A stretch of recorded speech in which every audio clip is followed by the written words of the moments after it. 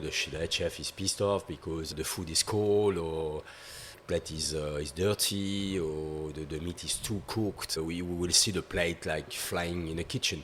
And the funny thing is most of the time the pastry section will be at the end of the kitchen. So we will see the plate coming all the way to the kitchen. Slicing on the floor, you know. Welcome to the Hospitality Podcast. Where's the lamb sauce? Come on, man. I just need it.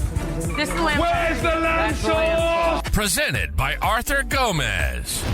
God damn, I just spent $8,000 on some fucking wine.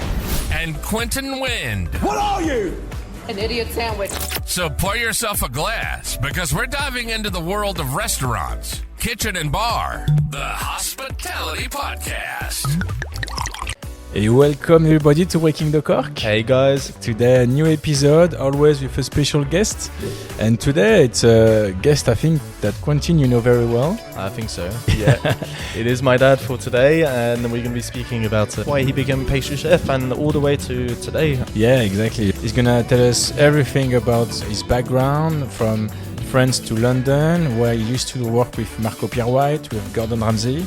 And when he decided to create the successful company Comptoir Gourmand now with 4 shops. Yeah, 4 shops now. Exactly. Yeah. Before we get into it, guys, we would really appreciate if you could give us a little review on Apple Podcast and Spotify.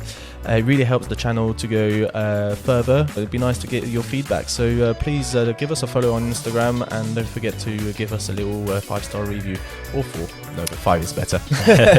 And we're starting the podcast with Sebastien Wind, the Head Pastry Chef at Comptoir Gourmand. Yeah, it's my dad, Sebastien Wind. Hello. Well, I think he's my dad. We believe he is. I hope so. He might be the milkman, but no, we look alike. I just look prettier. So Sebastien Wind, who is the dad of Quentin, the owner and founder of Comptoir Gourmand. Mm-hmm. Yes. You create Comptoir Gourmand 15 years ago now? It is 15 years ago. No, yeah. 14 years ago. 14 years ago, okay. Yeah. In January. So we're just going to go deep down about what you did before creating Comptoir Gourmand. Yeah. And also why you created Comptoir Gourmand, where came this passion of like pastries, bakery, etc. So when did you start in the hospitality world? Well, I started when I was very young, because I think I didn't know what I wanted to do when I'll be a big boy. So I think I was quite attracted to bakery when I was very young. We had a lot of guests every weekend at the house. So my mom will cook all day and I will do the baking. You learned through YouTube back in the days? Huh? No, I wasn't in YouTube. From books? Yeah, I think I bought some books and people gave me books as a present. From your mum as well? And your mum? Yeah, my mum had some books as well. Okay. Your mum is not working in hospitality at all? No, at all, no. She never did, actually. She should have, because I think she would have been good, Yeah, in a way. Okay, it would have been so good, that's it. Yeah, and I think she was probably a dream of her, maybe. I don't know. But at the time, you couldn't really do your dreams. It was like more about money and, surviving and find a job. So where you're from? You're from Lyon, right? From Lyon, yeah. A little bit outside Lyon. Okay, where about? Neuville-sur-Saône. Neuville-sur-Saône. Yes. Okay. Even me, I don't know. It's about 30 minutes driving, from the center of Lyon. And so you did some study in pastry? Yeah, I did a school. Yeah, I did a French school in France. It was a hospitality school. Okay. But I was attractive to pastry, straight away. So I started to work in France in a few bakeries and restaurants. I was working as a pastry chef, and then in pastry you got pastry chef, commis, sous chef, and then head chef. Okay. Can you explain what is so you have the head pastry chef, the sous chef, and then the commis. What is the different role of the 3 different jobs? Sous chef, you take all the bad things. If something happens, you got to manage the commis. Okay. Which is, if he does something bad, you have to do something about it. And plus, you take the bad humor of the head chef. If he comes and he's not really, happy for something. Okay. So the sous chef is in the middle. So it's kind of it's quite a hard job. Okay. Yeah, you have to manage the both. So the head chef is like creating the recipes. The sous chef is executing the creation. Yeah, exactly. And the commis is like doing all the prep. Like Yeah. for example, if you're doing He does all like the, an éclair, he's the doing the mix chocolate or- inside. The Yeah, éclair. that's Okay. it. Yeah. All the mix or the base, Okay. the dessert. Okay. So I wanted to be a sous chef quite quickly because I was learning very fast. Okay. So I went to see the chef and I said, look, I've been here for a year and a half now. I think I know everything, every recipe. I can do a lot of things. I got plenty ideas, And the sous chef is leaving. So I said to him, look, I like the opportunity, I would like to get this job. And the guy looked at me and he said, you know what? This guy over there, he's been here before you. And I said to him, wait, this guy is not good at all, And he said, it's not about good or bad. It's like, because he was here before you, so he will have the job before you. So I was a bit tough in a way, yeah. Because I think in France, it's a lot like this, It takes so many years to be a head chef. It's very long. The process is. Yeah, the process is long and it's step by step, So at this time you decide, well, if I'm not gonna have this position, maybe I should move to like another company. Yeah, I wanted to move to another company, but I think the other company was a bit the same, the same story. Was that in the airport? Yeah. What was the name of the company, if we can say? Wow, I can't remember, BHV or BH, something like that. Well, I think So you have a good story about your chef over there, no? we had a few story where one morning I was baking. It was probably 3:30 in the morning, and I saw this guy coming, a chef, from the kitchen, and I say, "Whoa, what is he doing here? What is he doing here at this time?" And he was a bit drunk still, So I went to see him. I remember his name, Daniel. I said, "Oh, Daniel, you okay?" He said to me, "I just wake up. I fell asleep last night in the toilet of the airport." Okay. Oh my. So I give him some water and something to eat, and then he left. But he was The funny story is when I said I'm not gonna stay. Every morning when I came, I do my job, and then before I leave, he will say, "Well, we need to clean the ceiling," Okay. So he will make me doing some things, shit yeah. stuff, Okay. just because he was pissed off. I was leaving, Oh, so punishment. punishment, yeah. So then I call a friend, which was in London already, with his wife and his kids, Okay. a very good friend. He said, well, you should come to London because everybody's looking for pastry chef, it's very rare, there's nobody there here yet. So there's a lot of opportunities. So that's what we did. We packed everything. I think Quentin was 1 year old. So it was with your wife, yeah. and with Quentin. So I put all the luggage in the boot of the car, put Quentin on the roof of the car. No, the other way around, sorry. That's why it makes all sense now. Why you don't remember anything. Well, you know what? Funny fact is that if it wasn't for London, I would have been not English, French, but Canadian and French. Canadian. Yeah, because you went for what, 2 weeks in I Canada? went 2 weeks in Montreal. Because they were looking for a lot of chefs as well at the time. But we decided London because I think Canada was too far. Too far from family. For family and stuff. And also because of the visa, maybe for the... Yeah, well, it was quite easy because they were opening the doors, Okay. for anybody who wants to come and live in Canada. So it was quite cool. Okay. But I think it's just a family thing, because he was very young and, his grandparents... Yeah, makes sense. Yeah. The proximity. And I'm not. I'm quite happy I did this choice because it's quite far. I mean, It's very cold. It's very cold. But I don't mind the cold. It's fine. Yeah. But I mean, we live in London, so it's cold anyway. Yeah, it is. So then, we packed up everything and here we go in London. I even remember 1994. when we arrived, I had to jump off the roof of the car, Yeah. get the baggage out, It was a good travel for you. Yeah, exactly. I still remember the first evening when we arrived. It was like if it was yesterday. We arrived to a friend's house and we put everything in the floor. And a friend said, "Well, it's my birthday tonight, so we're going out." And we just been traveling I don't know, Like 10 hours. 10 hours by car. We are very tired. And she said, "Wow, we're going out tonight, so are you ready?" No, we're not ready. So we changed our clothes, give Quentin to a nanny at the time, we didn't know. Okay. And then, Great.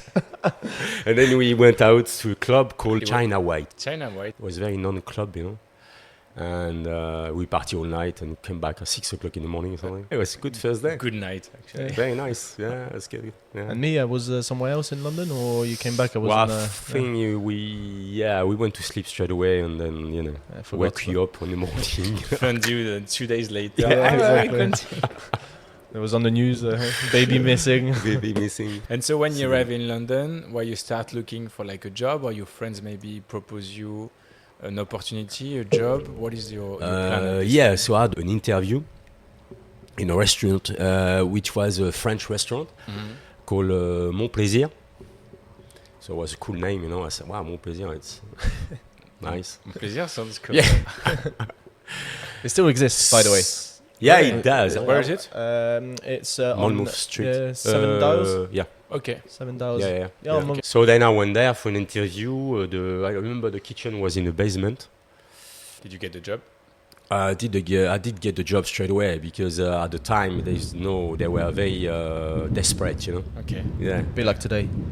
Yeah, Kind of. Yeah. So I started there. The kitchen was in the basement. No really any no air conditioning. How do you No say AC? Air conditioning. Yeah. Yeah. So it was very hot in the summer. So I was trying to do some specials like at the time some chocolate mousse or Bavarois or cheesecake. And I used to take them from the fridge. And I was calling the waiter and say, "Come on, quick, man!" Because it's hot. Because you were so hot. Yeah, otherwise it would melt on the plate. So that was your first job at Mon Plaisir? Yes. Yeah. Yeah. Okay, and you have to bear in mind he had zero English when they arrived. That's the thing. Is like, well, you working in the kitchen with like French people. Yeah. There was all Okay. French chef. 80% of them. Yeah.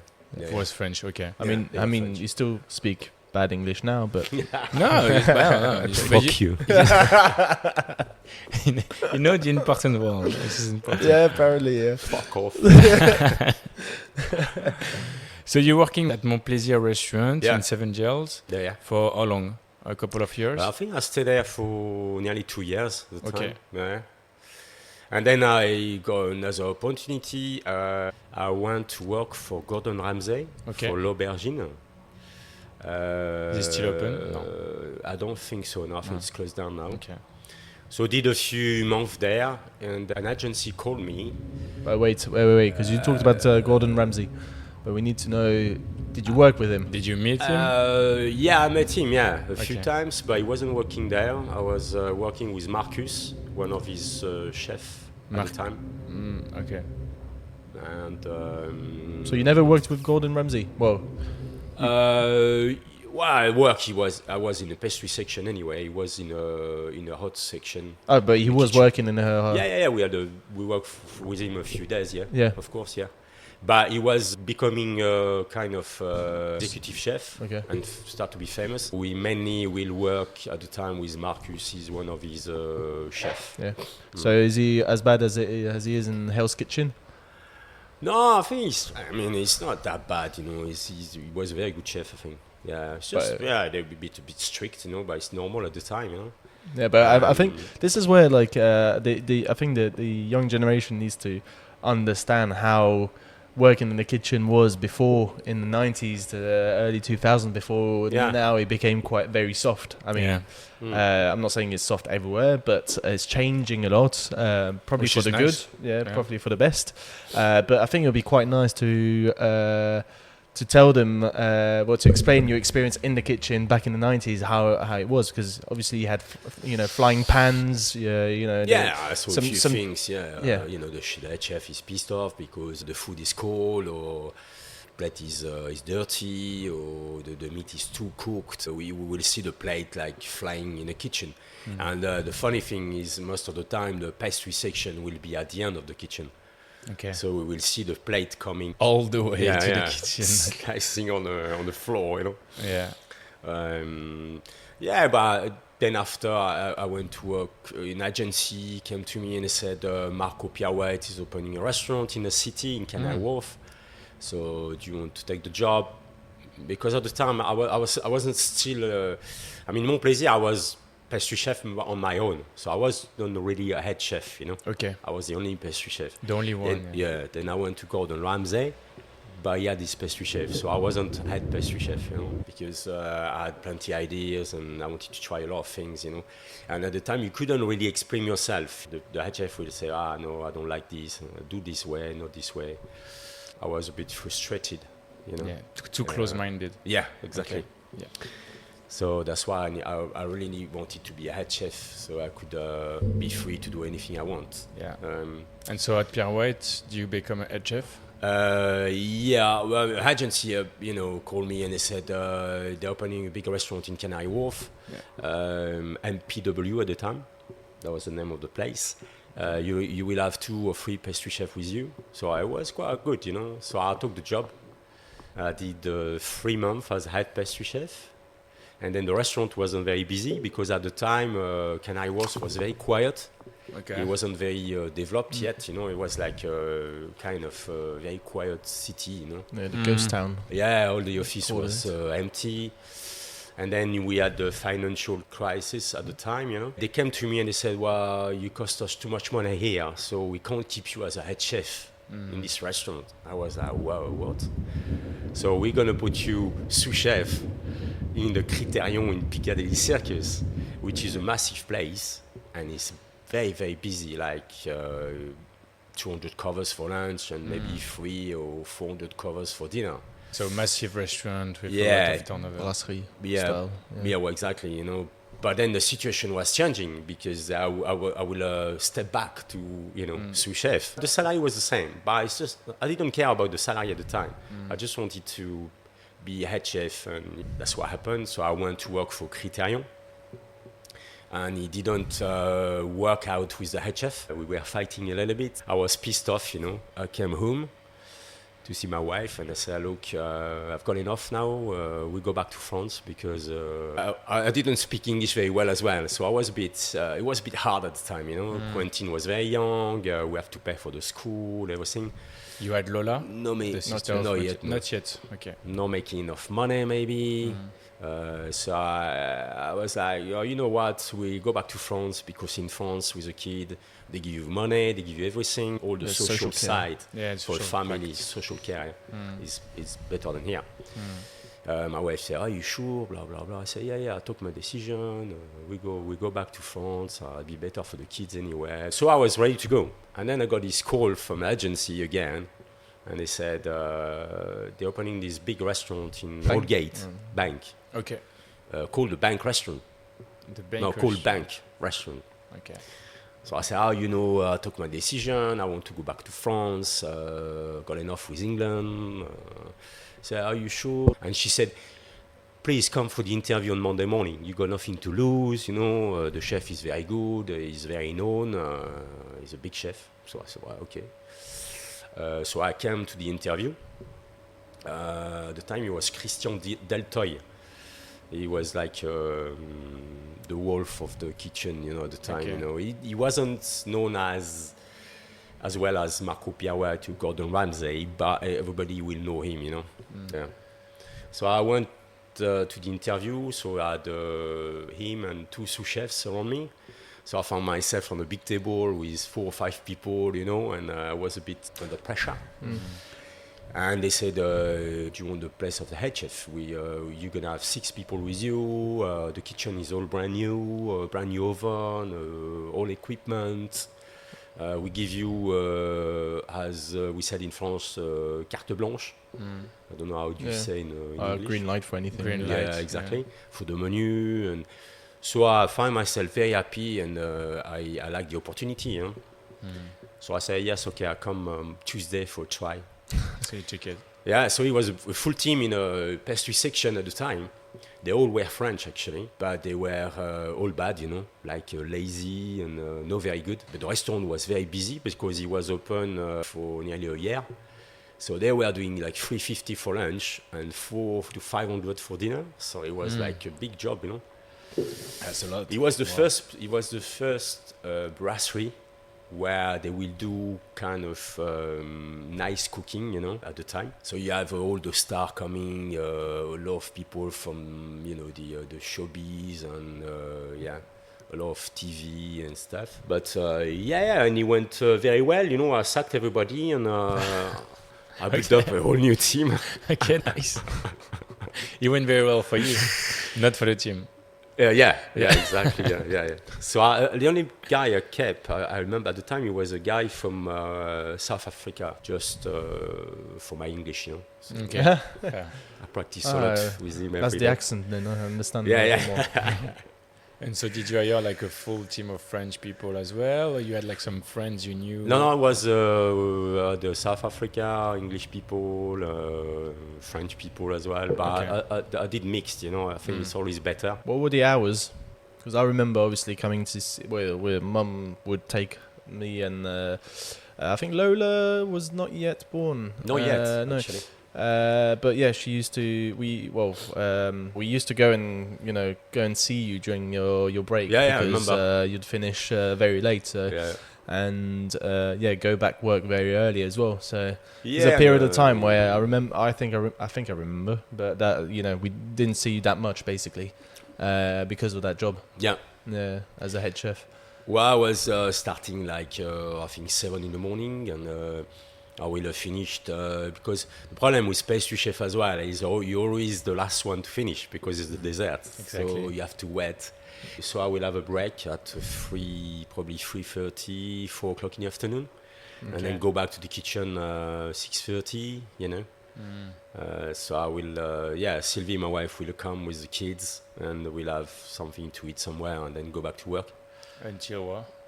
Until probably 1 in the morning. Really? Yeah. 1 in the morning. Yeah. Wow. Taking the night bus, you know, to go Wow. home. So it will take another probably an hour and a half, you know. And so like. it was a short. Yeah, probably 4 hours sleep, you know, at the time, 5 hours sleep. And for how long you did this? I think I stayed there for 2 years. 2 years. Yeah. And then after the 2 And then I years, get bored. Yeah. bored and exhausted. No, really, no. No? No. It was fine. But I mean, I needed another challenge. Yeah. At the time. I met this sous chef in this restaurant. We had a meeting and I explained my project, you know. I wanted to open a business because for me, the dessert at the time wasn't very good because most of the time the chef will do the dessert in most of the restaurants. So you will have a nice dinner, but the restaurants most of the time wasn't very good, you know, at the end, you know, and it's quite important when you finish your dinner in a restaurant to have a nice dessert at the end, you know. I mean, like last night I went to Oxmoor in Canary Wharf and we had a lovely dinner, and the dessert was a sticky toffee pudding, which by the way is one of my favorites. And it's not French. It's not French. And it was delicious. Okay. Yeah, it's just, you know, you're just leaving the restaurant with a smile on your face and you talk about it as well to your friends and family or whatever. And you probably go back as well.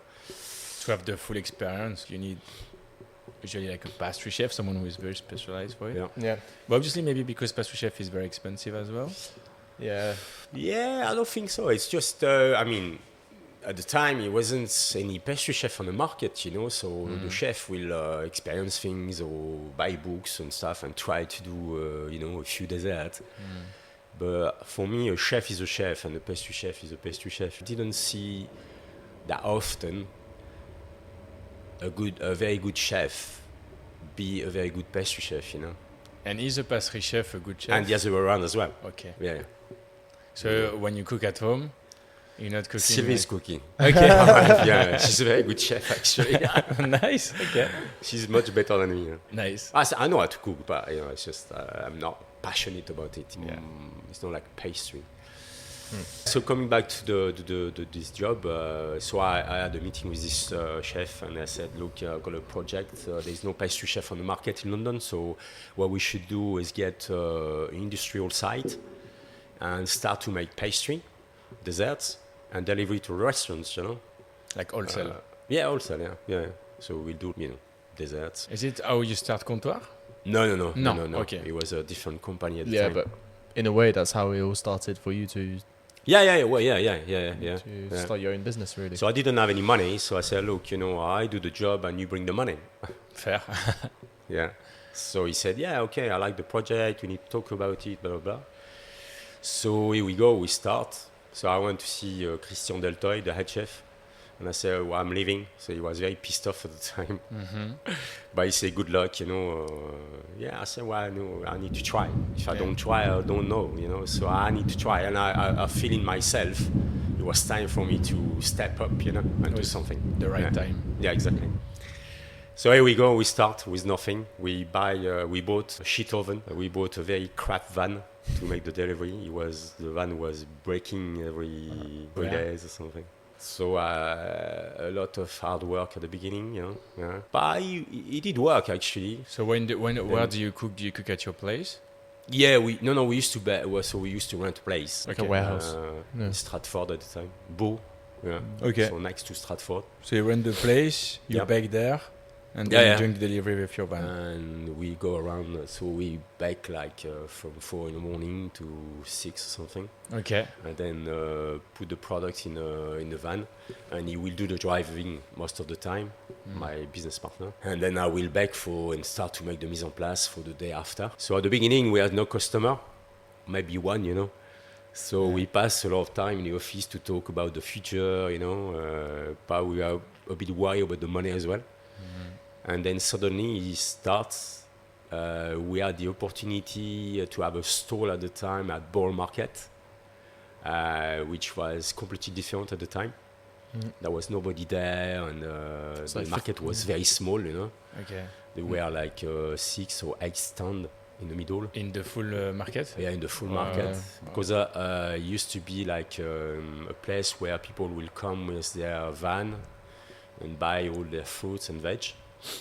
And some meat as well. Mainly restaurant or? Yeah. Okay. So it was more like a market for where you buy Ingredients. things. Yeah, exactly. So you see my profile picture on Instagram. Yeah. That's probably the first year basically of Borough Market, where you see there's literally just a table. With the and bakery. there's one stool on the left, and then we from what I remember, there was 4 stalls on one line, and then on the other side, in front, was another 4 basically. Okay. And that was it.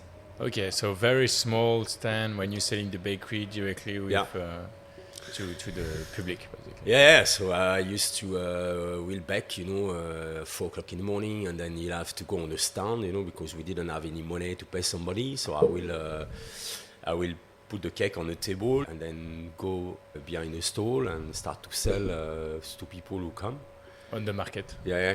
Even one day, my wife, who was starting to have a job as well, she will drop the kids.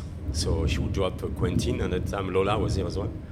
So I will put them on the back of the stand with some toys and stuff. Okay. And me selling the cakes. So it was a bit That's tricky. nice. Yeah. But at the end of the day, it was working, and I think that's where we start to have some cash. Yeah. So we could buy another mixer or more equipment and get a better van, as well. So it all start like this at the time. So when you're having this space in Borough Market, are you still with your partner, your associate, or is it just yourself? At the time, yeah. Okay. I will look after the stall, and he will do because we start to have some wholesale customer. Okay. So he will go around and do the deliveries, And so how do you start from Borough Market, from a very small stall, to now Comptoir Gourmand with 4 shops? With my business partner, we didn't have the same vision of the future of the business. So we decided to separate the business and in 2. Okay. So we did share the business, and then he went his way, I went my way. So at the time, I will keep Borough Market, and we did open a shop as well in Expo Market. So he will keep the Expo Market shop, and I did keep Borough Market, and the production and the wholesale.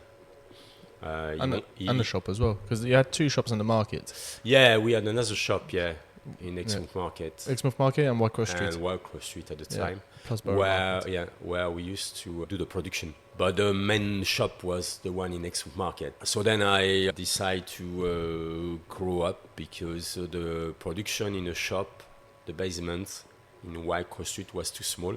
So the owner of Monmouth Cafe came to see me and said, "Oh, well, we have a place in Mulberry Street if you're interested, you know. It's quite big." The place we are right now? Yes, that's where we are now. Okay. So she said it's about 300 square meter, which is 3,000 square feet, I think. Around, yeah. So I said to myself, wow, this is big, you know. I feel very small. I said, wow, I don't know how we're going to fill this place. Or was at the beginning, it was just, just to explain, it's an arch. Yeah. On Mulberry Street. The huge highway. arch. Yeah. Very Under big, the just rails, on the yeah. highway. That you can hear on the podcast sometime. Yeah, passing exactly. by. Yeah, you can hear the train. And now it looks stunning. It looks very great. You got all your production and the front of the shop. Yeah. But so when you arrive, it's completely empty. Yeah. It's like it was completely empty. I mean, But then we start to grow quite quickly, so you need to buy fridges and freezers and ovens, and so it's going quick. And at the time, we were opening the shutter at the front, and we will leave people come in with a few tables, you know, kind of counter. And then we put straight the cakes on the table, and people will come and buy cakes and stuff. Because it's like Borough Market at the time. Okay, because at the beginning it was just for the production. And you had no intention to do like a shop.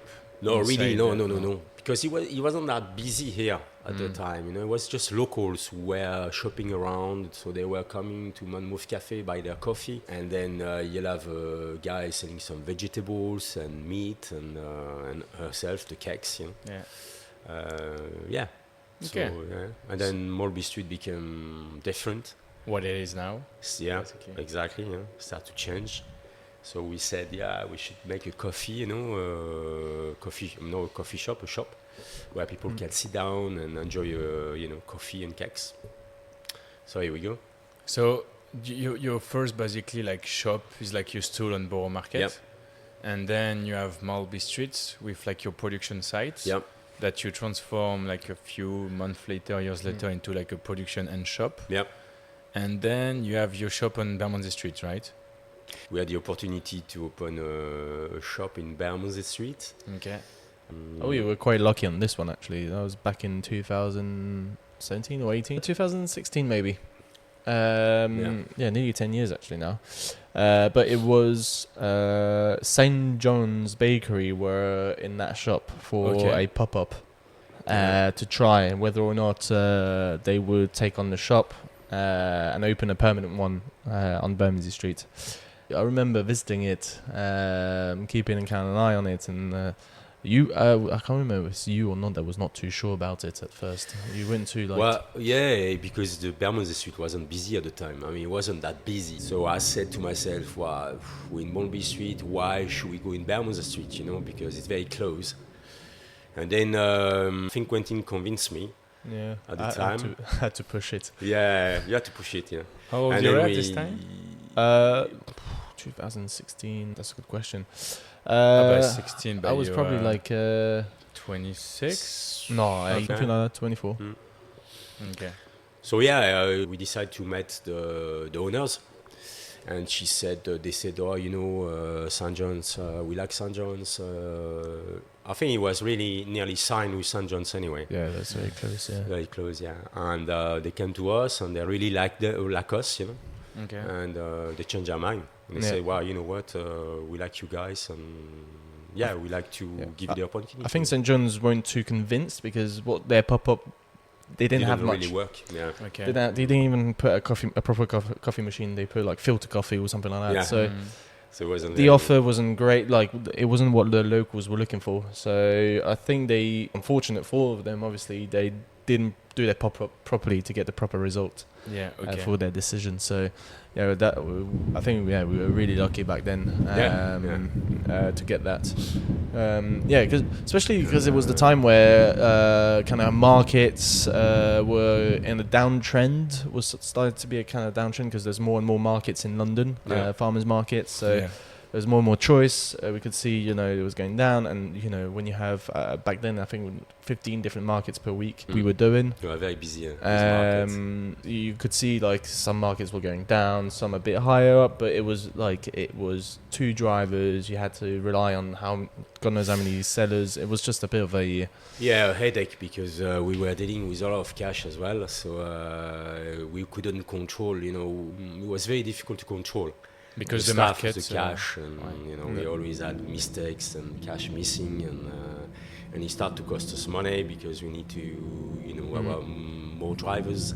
Most of the time, the market started early in the morning and finished late in the afternoon, so it was a lot of hours and stuff.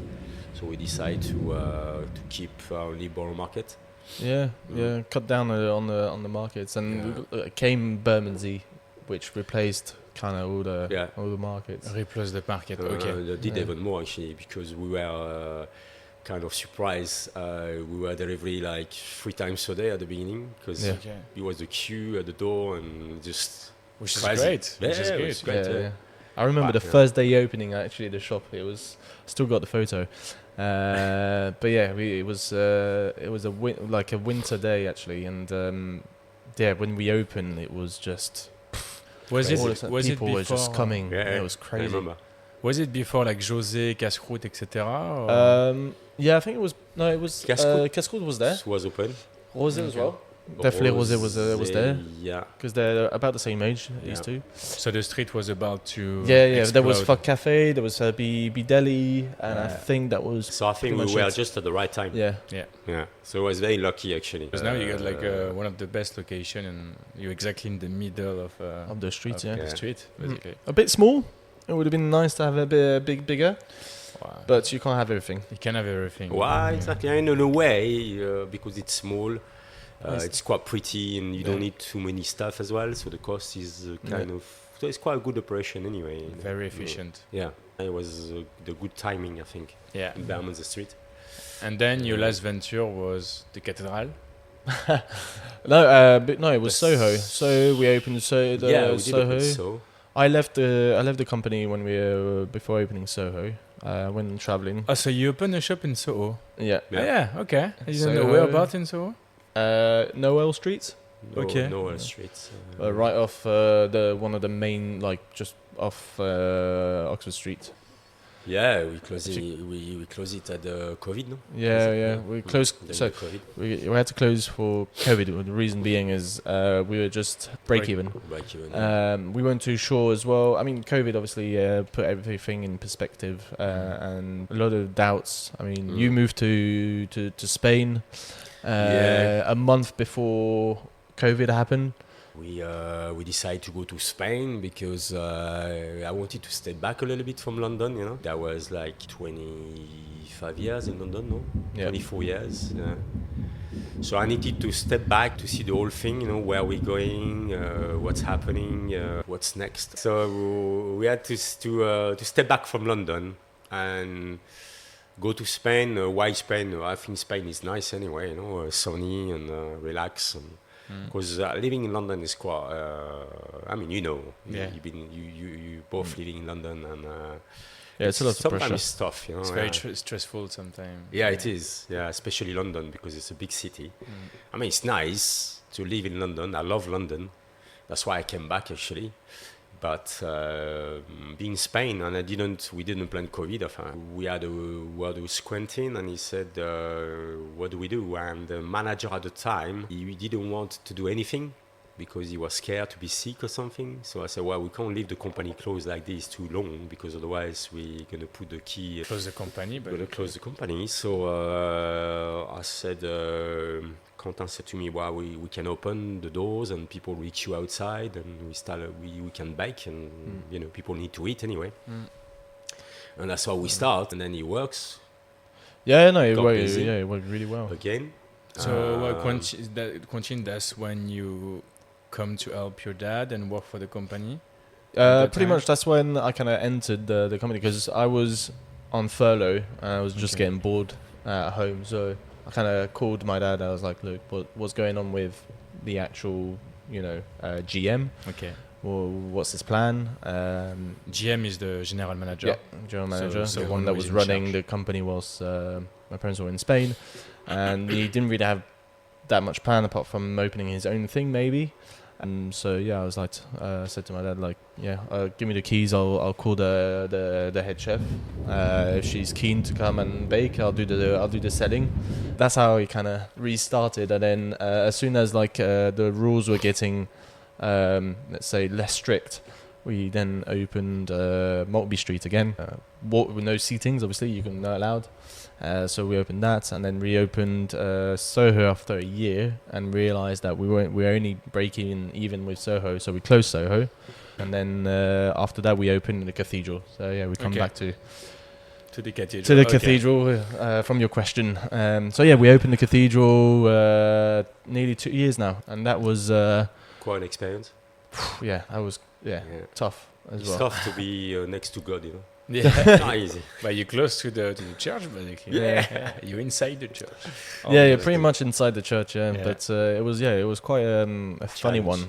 Yeah, because it was pretty big. You had obviously a kitchen downstairs, Yeah. upstairs the whole cafe with seating areas. You had the outdoor, which we never had such a big outdoor. It's massive. yeah. It is. You had to It pay is. with by the rules of the cathedral. They had loads of events that we had to cater for, which we never did before. So we had to adapt within a month. So the opening plus the events plus Christmas, the carols, the singing. It was mayhem, but we managed to make it work, and it's doing good now. I mean, it's opened up the events and the catering side of the business, which is nice. So you're doing pastries. You're not doing bread. So we do a bit of bread. Okay. But we supply ourselves with Snapery Bakery. They're a local bakery. They were the local bakery of Bermondsey for bread. Everyone loves it. It's a bit like Monmouth Coffee. Everyone knows about Monmouth Coffee.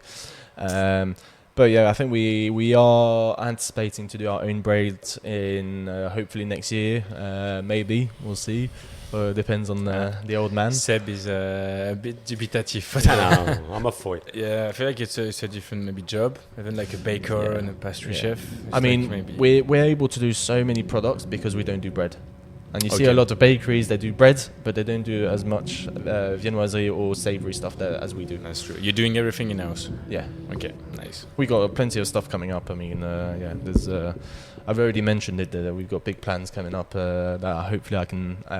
Can you tell us a bit more about these big plans? No, but you'll know very soon. Secret. There'll be secret. there'll be competitions where you can win a price. That's all I can give you. Whereabouts? On your account? It'll be on my account. I think I'll be on my account. Well, Seb, thank you very much. Thank you for today. Hey, you're welcome. Just a last thing, just before we finish the podcast, Yeah. if you have maybe a last word, maybe some advice you can give to like someone who want as well to become a pastry chef, opening a bakery one day and being successful as you are. I mean, it's a very passionate job, I mean, you gotta be, I think, very passionate about it anyway.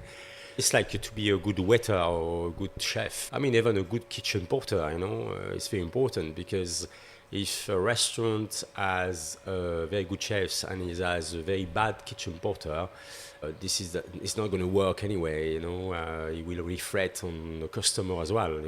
Probably the dishes won't be clean enough, or the floor, so it's important. You got to be passionate about it. I think it's very hard at the moment because it's a hard job.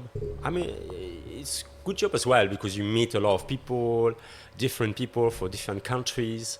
You're always walking around, meet people and testing new products and eating a lot of cakes pastries as well and which cakes. is good. And if you want to do your own bakery, you can try to do it. You should do it anyway. It can work, it can not work, but if you don't try, you don't know anyway at the end of the day. You were complaining early on about no? About what? You were crying like a little princess this morning. Oh yeah, when? This Can't morning. remember that. Yeah, of course. Because I'm an old man, so Well, thank you very much, Seb. You're Thank you welcome, for guys. your time. That was very good. It was very nice. Guys, thank you very Thank much you. to Yeah. listening. Yeah. And again, if you could support the channel by rating us on Apple. I just actually learned how to do that, and it's much quicker than expected. It's very quick. So yeah, we'll see you next week. See you next week. Thank you very much, Thank guys. you. Bye See you bye. soon. Bye bye. Bye. The Hospitality Podcast.